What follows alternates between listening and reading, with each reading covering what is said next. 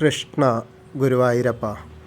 ഗുരുവായൂരപ്പൻ്റെ ഗുരുവായൂർ അമ്പലത്തിൽ തൊട്ടടുത്തുള്ള നമ്മുടെ പൂന്താനം തിരുമേനി പൂജിച്ച വിഗ്രഹമുള്ള നാരായണാലയം, അവിടുത്തെ കാര്യങ്ങളാണ് ഞാൻ ഇന്ന് പറയുന്നത്. ആ വിഗ്രഹം വളരെ കേമായിട്ട് നമുക്ക് കാണാൻ കഴിയും കയറുമ്പോൾ. എന്നും നമ്മൾ ഉച്ചപൂജയിലൊക്കെ പറയാറുണ്ട്. ഇന്ന് അവിടെ ഇപ്പോൾ തുടങ്ങിയിട്ട് കുറച്ച് ദിവസമായി.